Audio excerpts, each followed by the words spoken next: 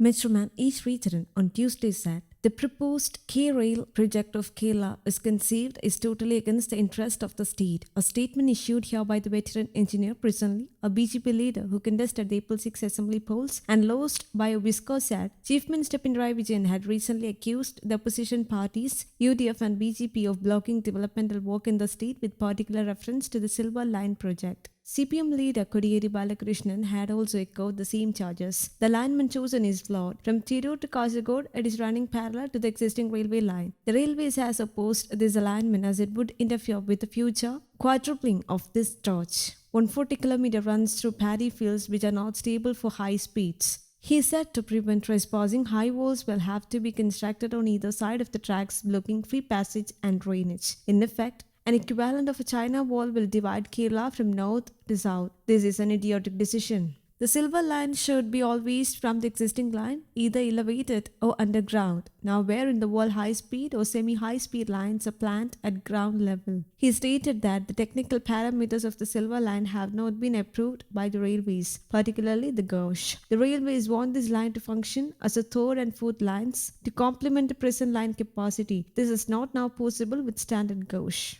Ro-Ro services have been planned on the Silver Line during nights to increase revenue. This is just not practical as night hours are needed for maintenance. No final location survey has been done on the ground for the Silver Line. Finalizing a railway alignment based on Google Maps or LiDAR survey is not acceptable, particularly when land acquisition is being pursued with undue haste. When the actual final location survey is done, there will be a lot of changes and half the land acquisition will go waste. He added that no traffic survey, no geotechnical survey, no environmental study and no social impact study have been conducted. The DPR prepared is mostly based on assumptions and hypotheses. The cost estimates, traffic projections and economics of the line are not reliable. The contents of the DPR are not available in the public domain. The cost estimate is brutally suppressed on the basis that the line is at a grade. The public will not agree for a high-speed line to be located at grade. This is the biggest objection to the project not only from the public but from railway experts, environmentalists and ecology considerations. On the possible displacements, he said at a rough estimate, more than 20,000 families will have to be relocated. According to my estimate, the Silver Line will cost rupees 75,000 crore at present and more than rupees 1,10,000 crore on completion. My estimate is based on the last accepted rates of the Delhi Rapid Rail Transit, which has a maximum speed of 180 km per hour. He brushed aside the claim that the Silver Line will be completed by 2025, saying it shows how ignorant the project agency is.